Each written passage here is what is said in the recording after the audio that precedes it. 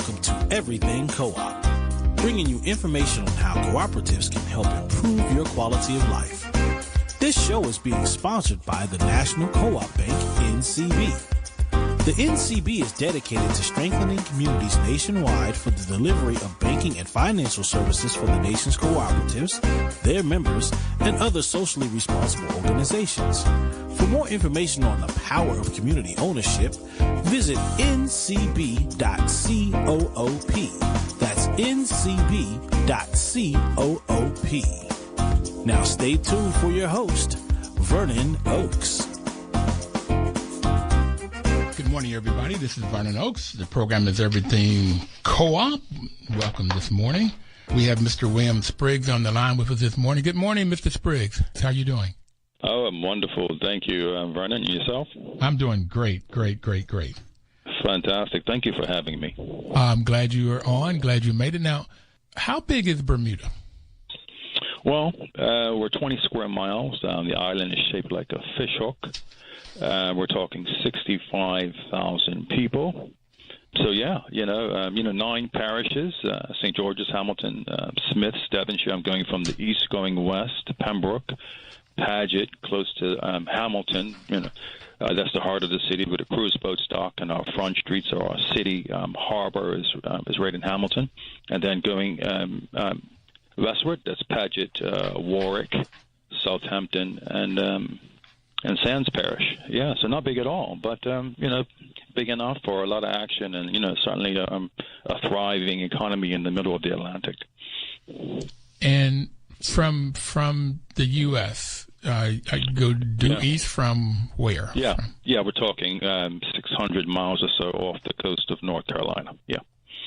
So, we're talking Bermuda, New York, 2 hours, Bermuda, Atlanta, 2 hours and a bit. Yeah. Just a short hop. So you got 65,000 people.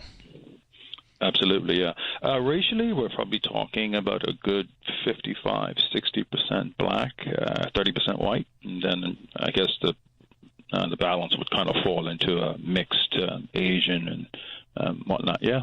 So we're pretty joined up here and whatnot, and major economies would be tourism, obviously, but that's been overtaken by international business, financial markets and whatnot. Yeah, so we have a great deal of expatriates here, working in the financial services sector, and certainly, that's those two economies would be our, and they would say like the third economy, would almost be our nonprofit charity sector. Yeah. Okay. And how did blacks get to Bermuda?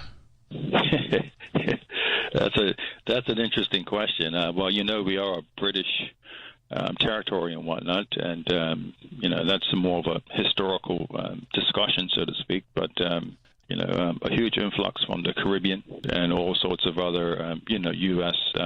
avenues that I really don't want to go down that road in terms of dates and times and all those types of things there. Yeah. But did you have slavery in Bermuda, or did folks just leave slavery and come to Bermuda? Yeah, that's a good question. The whole kind of, indentured servants and whatnot, I guess if we go back to, the 1600s, absolutely. But, but we do have our holidays in regards to celebrating emancipation and all sorts of celebrations on that like. Okay.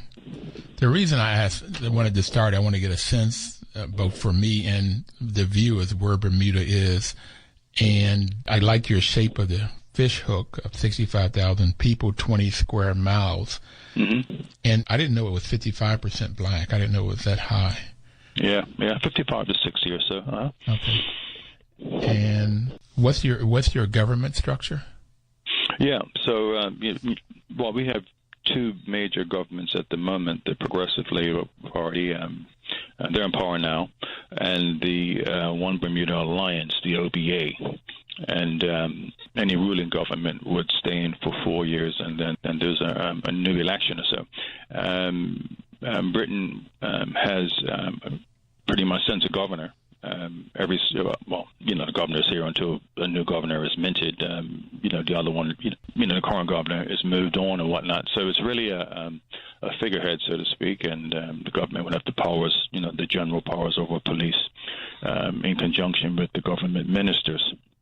And so the ministers are, pretty much have the authority to be able to pretty much manage their departments under them. So we're talking, security, policing, judicial, community services, immigration, and the like.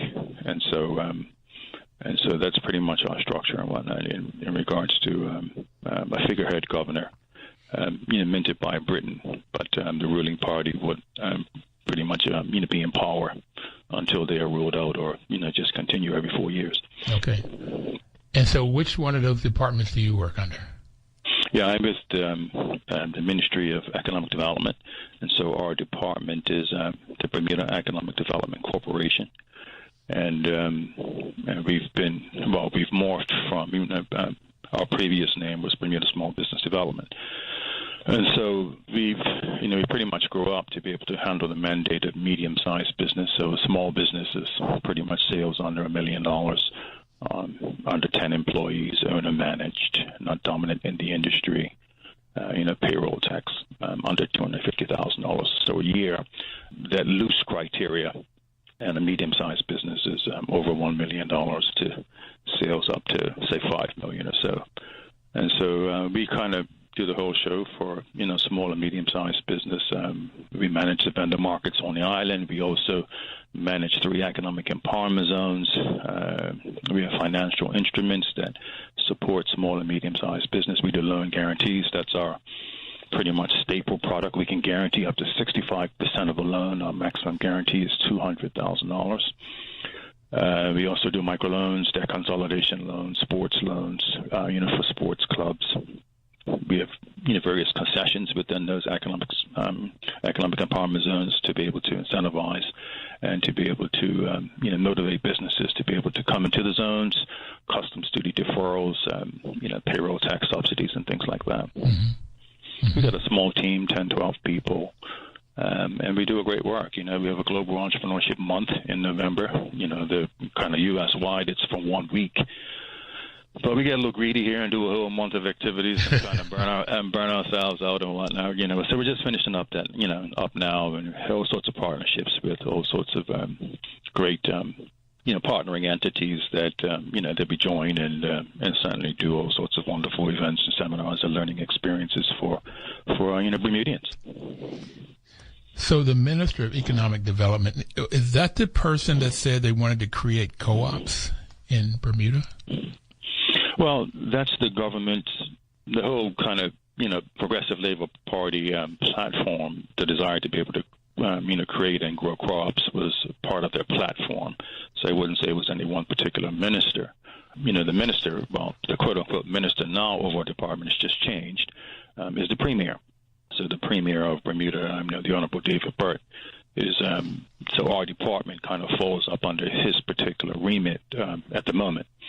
And that was kind of late last year. The PLP introduced their mandate for co-ops, and it just kind of naturally fell within our department, the Bermuda Economic Development Corporation, to be able to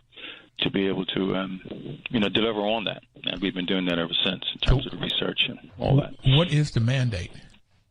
The mandate is to be able to develop the cooperative infrastructure and foundation for cooperatives to thrive.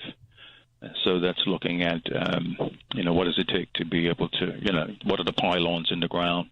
What's the concrete to allow cooperatives to be able to kind of build strong structures to be able to grow. And so as a part of that, obviously it's legislation. So looking at our current legislation on the books and what needs to be changed or what new legislation needs to be minted. And so, kind of to that end, we've looked at various legislations, just tons of stuff out there. And what I was, slightly surprised about that there's, virtually no warehouse that a new cooperative developer, and perhaps there is, and I just don't know about it because I'm very green. So, to all the listening audience, just to be able to kind of cut in just quickly on this question, Vernon, is that we have no co-ops in the island. We have no infrastructure. We have one Bermuda Credit Union. Obviously, they have an act unto themselves. And so we have kind of virgin territory to be able to grow co-ops. And so to that end, for someone like myself and our department to say, hey, what's best practice legislation out there that gives a new ecosystem the widest range to develop a diverse range of co-ops, not just worker co-ops. Where can I go? And so we've looked at Wisconsin, and I've kind of been up there to the Cooperative Works and Alex Stone and all the great people up there, and being able to look at other, U.S. states that have more robust legislation. So we've looked at that, and so that's just kind of one big branch on the tree in terms of the foundation and infrastructure. Another one would be, certainly, the educational campaign, and that's kind of what we're in now. It's just, really kind of rolling out some just great, solid knowledge, for Bermuda. What is a co-op? How do I get started? Is a co-op for me? The types of co-ops, things like that. And so we started that, earlier this month, just by having in Dr. Julian Manley from the UK with the Preston model. We can talk more about him in a minute. And so, legislation, training and development, and looking at, certainly kind of just working with where Bermudians are at. Cooperative economics may be a new term for many Bermudians, but cooperating economically is not.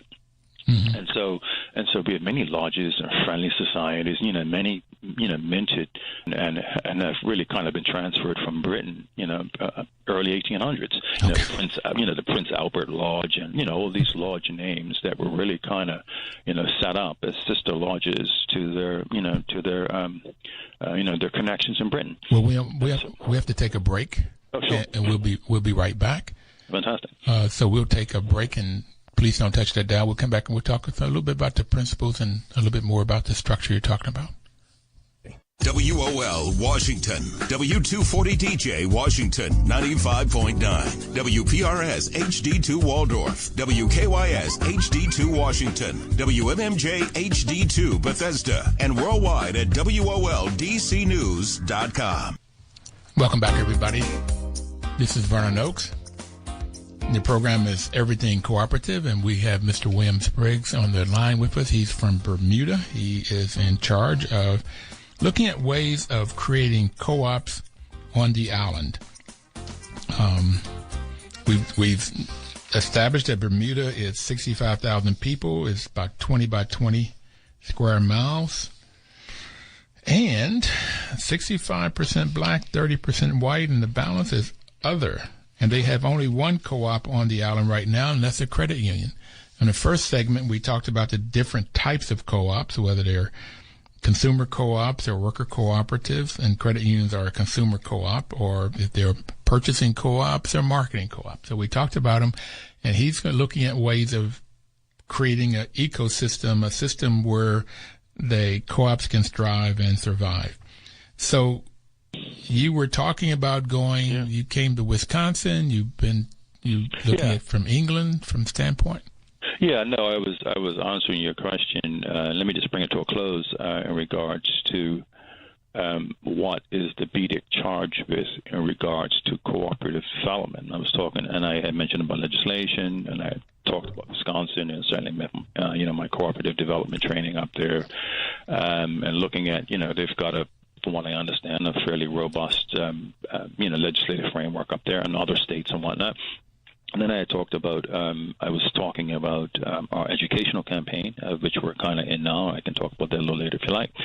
And then a third huge piece is our partnering, and that's a key element there, to be able to kind of brand ourselves as a living experiment that is tapping into best practice worldwide, and certainly engaging cooperative ecosystem practitioners and developers, people who are doing it, people who have are a part of their communities and can speak to 5-10 years success or more.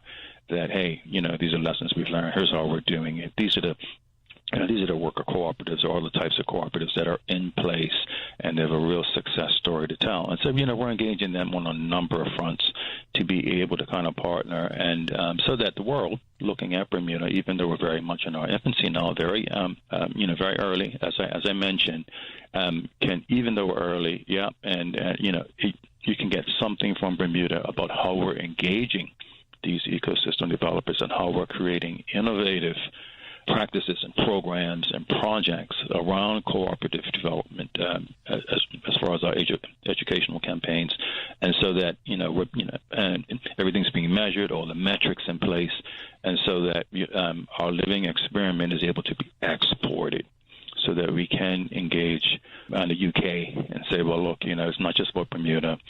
Funding-wise, here's why it makes sense to be able to invest in Bermuda, be a part of our cooperative ecosystem development, because this is something that is exportable to the rest of the Caribbean, especially the British Overseas Territories. And, and so we want to be able to kind of be on one stage in 3, 4, 5 years and be able to say, hey, here's how we did it. Here's how we learned from the best and the brightest out there. Here's how here's how we looked at and we tapped into these great ecosystems in Cincinnati and Preston and wherever else it makes sense. And here's how we adapted what we learned. Here's how we kind of morphed what we understood and made it Bermuda. All right. Now, tell me about the training you're doing, because the fifth principle is that cooperatives provide education and training for their members, elected representatives, management, employees, and the whole populace. So, yeah, we're not there yet in regards to the training inwardly into the inward co-op workers and owners and all that. We're really kind of educating a country, a nation here in Bermuda, to be able to kind of understand really what a co-op is. And so we had our first educational experience, and I like the word experience because events just seem so singular and kind of one track.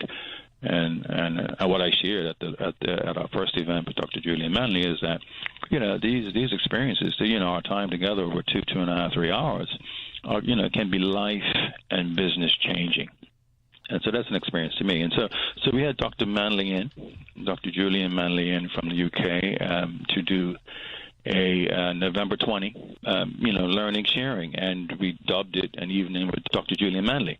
And so we did up a nice little kind of, learning booklet for him, and that's being put up on our website as we speak. And, it was titled The Preston Economic Model, Social Dreaming, and the Cooperative Community.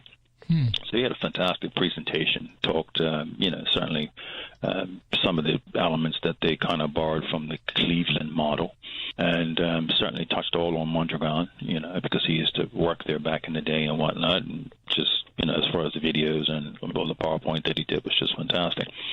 And then he moved into his Preston model and really hit that hard in regards to, the anchor institutions being able to create new dialogue and contracts with them to be able to turn their economic spigots that were previously positioned outside the community after all the data and research and how they were all able to work together to be able to kind of invest and fund in a greater way within Preston. And certainly their 5-year continuing success story. And the audience received that, in a very enthusiastic manner. Lots of questions. Went over. He was going to touch on this social dreaming and do a public session with that. We didn't even kind of get to that. We cut that short and just really kind of work with the energy in the room because, the audience, attendees just wanted more of him in regards to the great dynamic with the Q&A. So that was a whole great mix. The premier came, and as well as about a good 4 or 5 ministers in his cabinet came, attended the event. Fantastic. Yeah, had some great photo ops and whatnot, and had some great conversation. And we're going to get him back to be able to do a bit more with us. So, and certainly, Dr. Manley and his university, University of North Lancashire and Preston, being able to engage them. They got research. Every university has a research arms, and they have graduate students and doctoral students and whatnot that are looking for interesting projects to be able to kind of bite into, wrap their hands around and whatnot.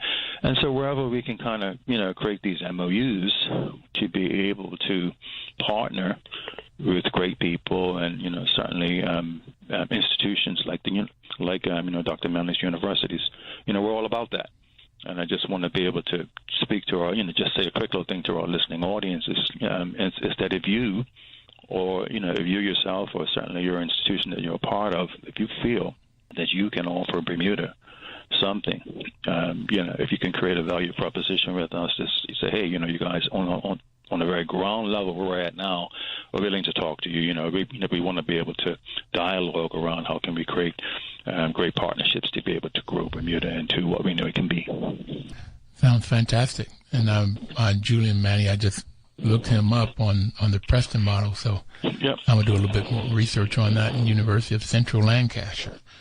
Yeah, Lancashire. Because a lot of this cooperative models, particularly the cooperative principles, came out of Europe. Frederick Douglass was a slave in Maryland, and he stole off and went to Europe, and the folks over there helped him to get work, and they also gave him money, so he bought his freedom and came back a freed man. And that's why he could be an orator in the 1850s and 60s, because of the work of the cooperators in England. So it's a great history between African Americans, blacks, and this co-op model, and why. But so I guess that gets to my question of why you guys want to do this co-op thing. Well. What's the ultimate benefit? Yeah. Well, the brief history, just to be able to answer your question, what's the ultimate benefit, is the Progressive Labor Party, the PLP, the ruling government, certainly with their linkages, certainly, a labor government, so the Bermuda Industrial Union, the Bermuda Credit Union, the BIU, the Bermuda Industrial Union, certainly was the investor, landlord, partner, kind of sister company to or even owner. I'm just not sure of the actual organizational structure, but certainly the Bermuda Co-op. That was our kind of first food co-op, if you will, some 20 years ago, which was in existence for 20 years. And so that was their early experience with the cooperative 20 years ago. And so it had, good success before the introduction and the expansion of the local grocery stores now, which is pretty much a monopoly with, with the food provider called the Marketplace. And we have a few gourmet stores as well and whatnot, but the Marketplace is a really chain that is the main grocery provider over the island. And so they have a kind of history and and a connection in that, and the co-op before it was closed, had long successful roots within a smaller store within a different part of the island. So kind of just keeping that history in mind, and just kind of keep in mind that the labor government, certainly looking to be able to expand economic opportunities for Bermudians kind of wholesale, looks at the cooperative model, and probably quite rightly, as a vehicle, as a tool for Bermudians to avail themselves to be able to spread the economic wealth. Everything in Bermuda is quite expensive. If you're looking at a two-bedroom cottage, single story, on a little quarter acre of land, you could pay $400,000-$500,000 and up. $400,000 to $500,000. Absolutely, yeah. And don't talk about if you want to be close to town and Paget, the parishes that I mentioned to you before that are close to Hamilton. It would be unlikely that you will find anything under $600,000-$700,000 for a nice, well-maintained Bermuda cottage on a quarter acre land. And so we're talking Hong Kong, New York prices in Bermuda. And so if you're looking at that and you say, well, look, a housing co-op per se done the right way has real value. And so, do I want to be able to, do I have that type of, wherewithal? And banks are going to require at least 20-30% down, depending on how you're going to go about it, and certainly age and all that kind of factors in. And do I have 20% of $400,000 or $500,000 to be able to, but could I, but do I have 5,000?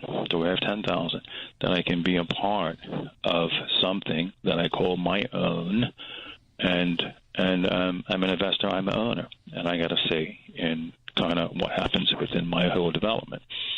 And so, kind of spreading the economic pie, enabling Bermudians to be a part a greater participation in the whole economic wealth is certainly on their minds and a part of their whole mandate. So it's a real reason, and it's timely, for and then there are many retailers, and certainly in the island that if you don't make it at Christmas time and say, hey, that's my windfall for the year, I made 20, 30, 40 grand. It's worth it to me to be an entrepreneur, to kind of carry on my business. It could be a good reflection, and it could be timely for many retailers as well to say, hey, I can still be that. I can still be the owner, the director, so to speak. I can still run my business in accordance with the whole democratic governance and whatnot, one worker, one vote, but I can still, whether it's a salary like 6-to-1, a Mondragon, or something different, I can design something that morphs my business into a different structure where I can still have that entrepreneurial freedom. Yes, it's a bit different in regards to, compensation or whatnot, but it's a model that I know can thrive and develop because I'm spreading my ownership, and I do have 1 or 2 employees that I love to be a part of my business in a more solid and a more sustainable way. So the co-op model could really work for me. It could work. It could work for all of those reasons. And we're going to take our final break, and we have another 15 minutes when we get back. So we'll be right back and get a little bit more information of why co-ops work in Bermuda. We'll be right back.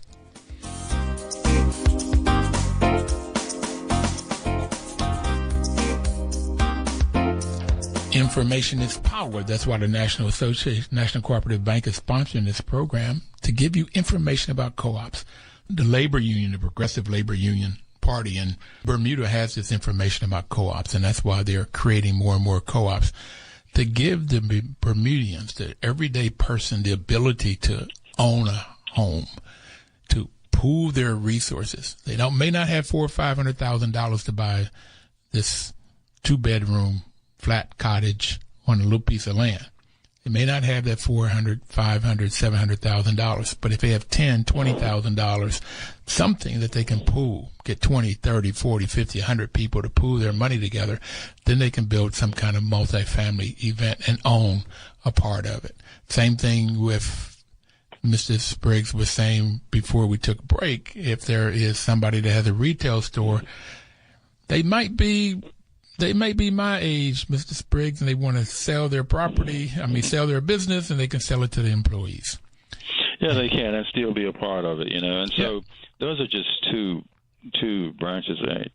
Just love this old tree trunk branches. Those are just 2 branches on the possibilities, the opportunities within co-op development. Certainly on the island, we have virtually no co-ops, with the exception of the credit union, as I mentioned earlier. But whether it's retail, whether it's housing, whether it's healthcare, whether it's we can just go on and on. Energy, food. We have, for instance, Vernon, we have no bulk stores in which you can go in and lift that little plastic container up and take that plastic shovel and grains and rice and all sorts of kind of dry goods. We have nothing like that in the island. And so that might be, as far as a worker co-op from the ground up. Yeah, that supermarket where I got the produce and I got, meats and fish and all that, and 10, 12, 15, 20 staff. That might be down the road a bit. But I can start something that just makes sense and fill a need and solve a problem. We're talking about transportation. We got 600, and I guess in the States you would call them gold medallions. Well, here it's just a taxi, permit. And it's a moratorium, yeah. So you can't get in unless you're buying somebody's permit. A permit is about $90,000. 90. And that's $90,000, yeah. And that's not including the car. So if you want a nice little 8-seater Benz, because you've got these Benz taxis, these little kind of big vans. You're going to pay $60,000-$70,000 for that, because the duty, everything's dutiable, yeah. Customs duty. And so, it's pretty common, taxi and a used, taxi permit and a used car is going to run you $120,000, $130,000, $140,000. And so, but there's no, but the taxi industry has kind of resisted. It's just kind of, the leadership just hasn't been present to have a taxi maintenance garage. Just, tires, oil changes, all sorts of kind of, reusables and whatnot. A taxi gas station. And so all taxis are going to either go to, the two major gas stations, gas providers in the island. And, these are just kind of easy and not to mention, the whole kind of, purchasing co-ops that can create just new relationships and understandings, MOUs with the government and whatnot, and so these are all opportunities. So I just didn't want to kind of just leave it there as far as housing and whatnot, but huge opportunities on all types of co-ops around, worker purchasing, you name it. So do you have farming? How do you get your food? Do you farm your own food, or you bring it in? Yeah. No, how it kind of works is obviously with supermarkets, most of the food is bought in. But from the produce side, you have generational farmers that have these plots of land. It could be a quarter acre, it could be half acre, acre on occasion here and there all around the island. And if it's a bumper time for carrots and whatnot, and then supermarkets will buy locally and be able to kind of bring in what else they need.